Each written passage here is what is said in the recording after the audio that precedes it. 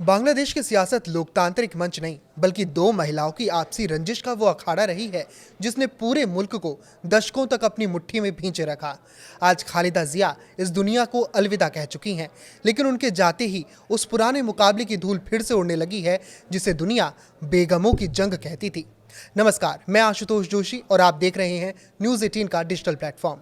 जरा सोचिए, जो शेख हसीना कल तक खालिदा जिया का नाम लेना भी पसंद नहीं करती थी, आज वही उनकी मगफिरत की दुआएं मांग रही हैं। ये राजनीति की विडंबना है या वक्त का तकाजा कि जब एक दुनिया से गई तो दूसरी खुद अपने ही देश से बेदखल होकर कहीं दूर बैठी संवेदनाएं जता रही है।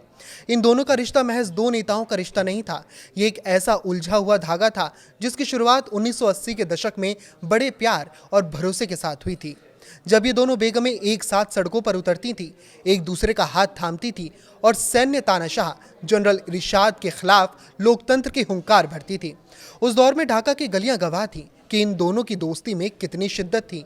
लेकिन जैसे ही 1990 में तानाशाह का पतन हुआ और सामने प्रधानमंत्री की कुर्सी आई, यही पुरानी सहेलियां अचानक ऐसी कट्टर दुश्मन बन गई कि फिर कभी उन्होंने एक दूसरे की तरफ मुड़कर प्यार से नहीं देखा।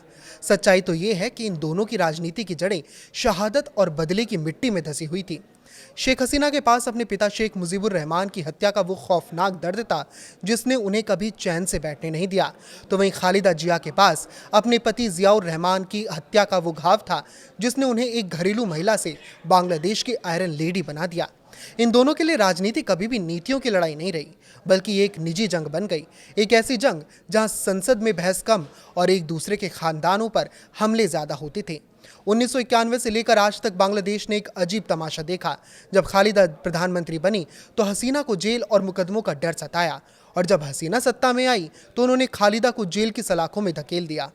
इनके बीच की नफरत इतनी गहरी थी कि इन्होंने एक दूसरे से हाथ मिलाना या एक ही कमरे में बैठना तक छोड़ दिया था, जिससे पूरा देश दो हिस्सों में बंट गया।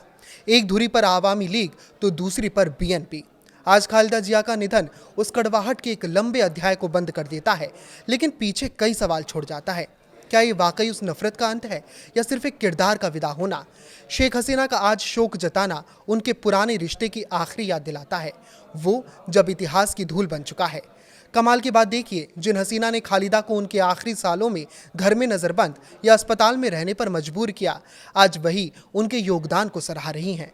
शायद इसीलिए क्योंकि अब प्रतिद्वंदी खत्म हो चुका है और सिर्फ यादें बची हैं। अब जब एक बेगम खामोश हो गई है और दूसरी निर्वासन के साए में है, तो बांग्लादेश की राजनीति का अखाड़ा सूना पड़ गया है। इस मुद्दे पर क्या है आपकी राय? हमें कमेंट करके जरूर बताएं। लाइक करें, शेयर करें और इसी तरह जुड़े रहें। नमस्कार।